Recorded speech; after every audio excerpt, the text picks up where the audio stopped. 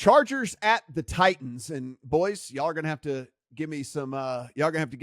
Some insight into this one, because this has now come off the 3 at 1, 2, 3 different books out there and is back down to 2.5. People are taking the 3 with the Titans, and it's 45.5 is the total.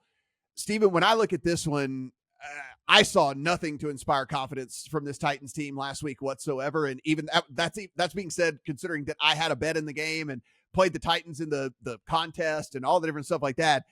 And I saw nothing that made me feel great about this Titans team whatsoever. The Chargers went out and scored a bunch of points. And by the way, this Dolphins defense, when it's all said and done at the end of the year, given health, they're going to be an upper half defense. They're going to be in the top 15 in the league. And the Chargers went out and scored a ton of points and put up a ton of yards against them as well. Under a field goal against the Titans, it's not in my account because I thought, I don't know. What am I missing here, Steven? I mean, if the Chargers market rating coming into the season was correct, and there's a ton of love. This can't be because the Eckler thing, right? This can't be because of the Eckler. I mean, like Kelly came in and looked perfectly fine in that offense. This can't be because of the Eckler thing. Yeah, I mean, if the Chargers rating is correct in the market, they have to win this game, right? Like we're under 3 now. They have to win this game if the Chargers market rating is correct. And I understand that you could make an argument about the Titans last week. Maybe should have won that game. Had a call that should not have been blown dead that would have given them a defensive touchdown. And that game to me was more about issues with the Saints, to be honest with you. So, and the deficiencies they have there. This is going to be Kellen Moore. Think back to when Kellen Moore was the Cowboys coordinator and he played the Bucs, who were a very good run defense. And he just said, well, fine, we'll throw it 60 times. I mean, that's what we got here with Tennessee. I mean, I don't even think Josh Kelly's going to run the ball that much, because if Kellen Moore does what he's done in the past, he might let Herbert sling it 60 times in this game. And who the hell on the Titans is going to cover Keenan Allen and Mike Williams and all these guys? Now, I know that I guarantee you Mike Vrabel's going to try and slop this game up, use every second of the play clock, try and get some runs with Derrick Henry and Tajay Sharp. But, I mean, even the concern we had about the Chargers defense last year, them not being able to stop the run, they couldn't stop the pass worth the damn against Miami. I give Miami credit for that. I think they're an elite passing offense, but for what it's worth, maybe nothing, they did stop the Miami running game last week. So this is a conviction play for me. Mo on our sister pod Beat the Closing Number did bet Titans +3. You can go listen to his reasons why if you want to hear the other side of this. But once this got down to 2.5, I mean, just the Chargers have to win this, right? I mean, they have to. Yeah.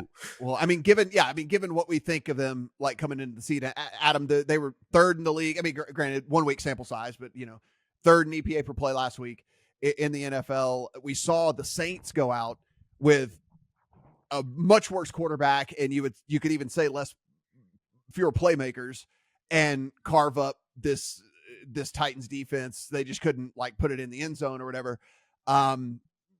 What are we missing? Come on, you're usually good at pointing out what we're missing in something like this. I mean, what am I missing? All right, so let's start here. I believe that this is less love for the Titans and more the narrative around the Chargers, right? Oh, the Chargers are going to charger. They chargered last week against Miami, right? Oh, they had the game and they let it go, and blah, blah, blah, blah, blah. Like, I get it. We've all watched it. And it's a fun narrative, right? It's fun to talk about, Justin Herbert and the Chargers, same team that was up 27 on Jacksonville in the playoffs.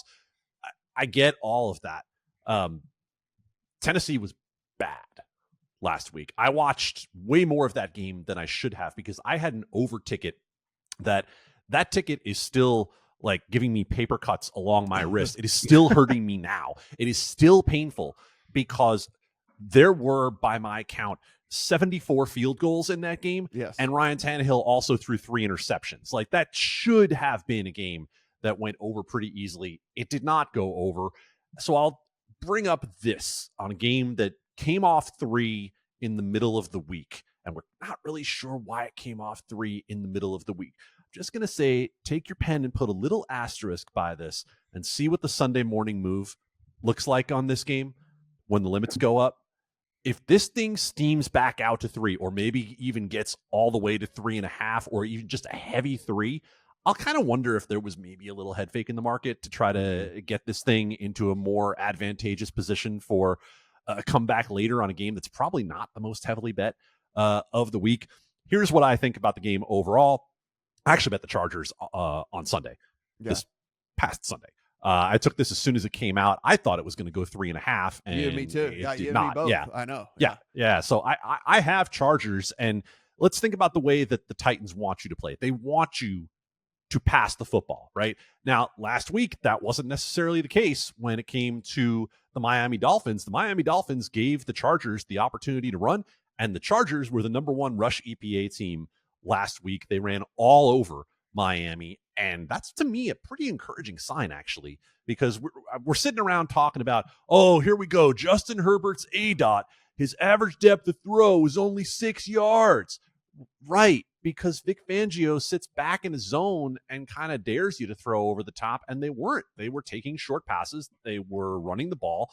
They were doing the things that I would want to do, frankly, against Miami, because, yeah, you want to score. But if you also want to possess the ball against Miami and keep Mike McDaniel's team off the field offensively, I have no problem with that either. So in the end, Tennessee wants you to throw the football. Justin Herbert and company, I think, will be ready to throw the football. Amani Hooker injured as the starting safety for Tennessee.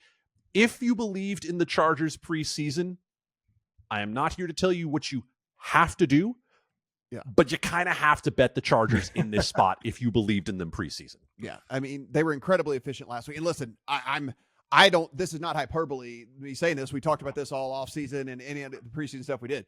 The ceiling for that Dolphins offense is the best offense in the league. Like the ceiling for that offense is the number 1 offense in the NFL. So like the fact that they gave up a bunch of points and a bunch of yards to the Dolphins are going to score a bunch of points and put up a bunch of yards against a lot of teams like this year. Like that's going to happen a ton.